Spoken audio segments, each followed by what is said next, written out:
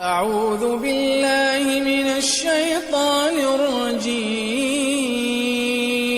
بسم الله الرحمن الرحيم.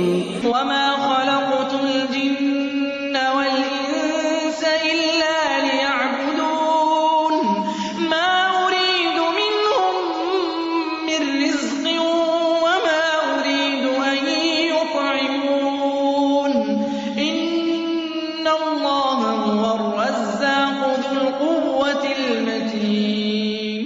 پیش خدمت ہے شرح کتاب التوحید لفضیلۃ الشیخ عبداللہ ناصر رحمانی حافظہ اللہ.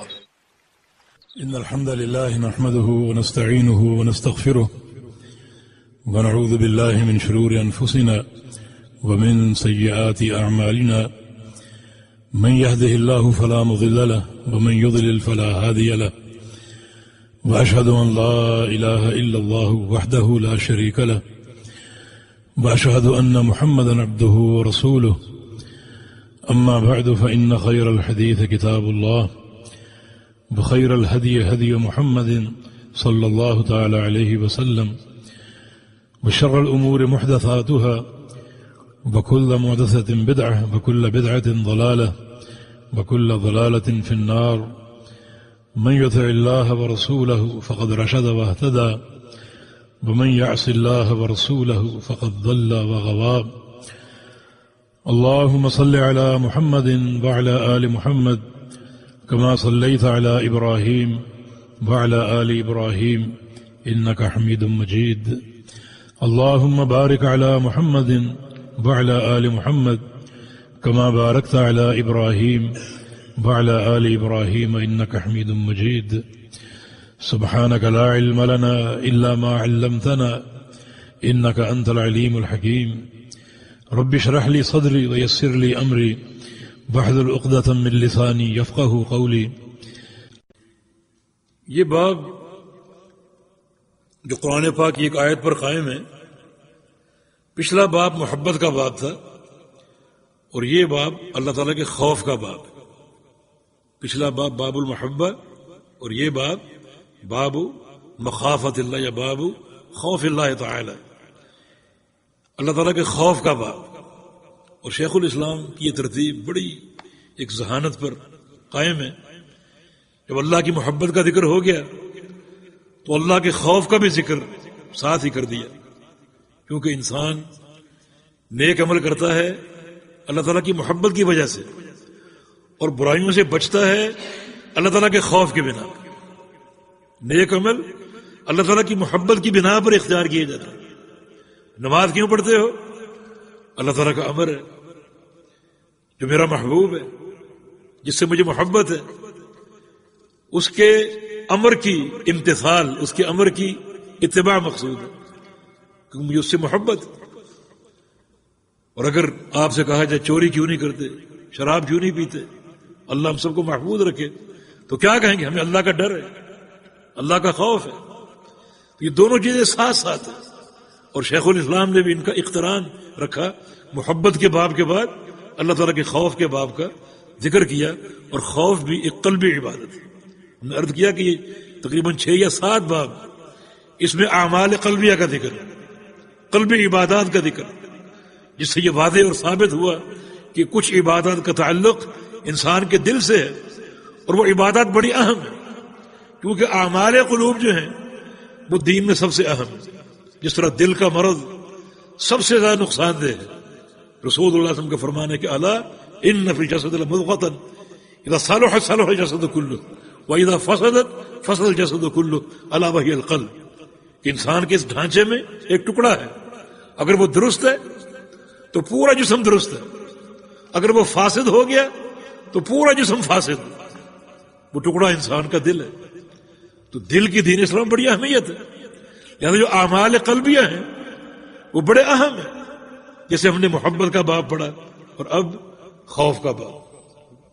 اللہ تعالیٰ کا خوف جو ہے یہ بھی توحید کا ایک اہم شعبہ ہے. اور یہ جب اہم شعبہ ہے توحید کا تو پھر یہ خوف واجب ہے اور فرض ہے. اور غیر اللہ کا خوف جو ہے وہ حرام ہے. تو ضروری ہے کہ اللہ تعالی سے ڈرا جائے اور غیر اللہ سے نہ ڈرا جائے. محبت کی طرح خوف کی بھی اقسام ہے. ایک قسم ہے اللہ تعالیٰ کا خوف جو کہ توحید کا اہم شعبہ ہے. صرف اللہ تعالیٰ کا خوف دل میں ہو اور اسی خوف کی اساس پر اللہ تعالیٰ کی اطاعت ہو اور اس کی نافرمانی سے گریز ہو.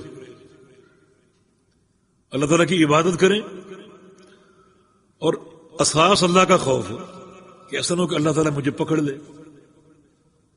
اللہ تعالیٰ کی عبادت کریں، اساس اللہ کا خوف ہو، ایسا نہ ہو کہ میں جب کل مروں تو اللہ تعالیٰ مجھے عذاب قبر میں پکڑ لے. اللہ تعالیٰ کا خوف کہ ایسا نہ ہو کل قیامت کے دن اللہ تعالیٰ مجھے جہنم کی آگ میں ڈال دے. یہ خوف اللہ تعالیٰ کا حق ہے اور توحید کا اہم ترین شعبہ ہے. اس کا خوف دل میں جاگزیں رہے اور اس معنی میں کسی کا خوف دل میں نہ ہو. یہ توحید ہے. اگر اس قسم کا خوف آپ نے کسی اور سے رکھا کہ فلاں قبر والا مجھے پکڑ نہ لے، فلاں کی مجھے مار نہ پڑ جائے، یہ خوف شرک ہے، یعنی شرک اکبر ہے. جن معانی میں اللہ رب العزت کا خوف رکھنا ضروری ہے اور پیدا کرنا ضروری ہے اور وہ خوف مستقل دل میں موجود رہے، ان معانی میں غیر اللہ کا خوف جو ہے وہ شرک اکبر ہے. یعنی وہ توحید کا شعبہ ہے، اللہ تعالیٰ کا خالص خوف، اور یہ جو ہے شرک اکبر قرار پائے گا اگر آپ بعین انہی معنی میں غیر اللہ کا خوف رکھیں. تو اس لیے محبت کے ساتھ خوف کا باب ہے تاکہ دونوں چیزیں توحید کے نقطہ نظر سے واضح ہو جائیں. اور طبعا جس طرح ایک محبت فطری ہوتی ہے تو خوف بھی بعض اوقات طبعی اور فطری ہوتا ہے. اس کو شریعت نے ناجائز نہیں کہا، وہ طبعا بندے میں ہوتا ہے. جیسے کسی زہریلی جانور کا خوف، سانپ کا خوف، شیر کا خوف، بچھو کا خوف، یا کسی اور بڑے شخص کا ایسا خوف جو ان حدود کو نہ پہنچے جن حدود میں اللہ تعالیٰ کا خوف جو ہے وہ فرض ہے. حاکم سزا دے سکتا ہے، آپ نے اشارہ کاٹا جیل ہو سکتی.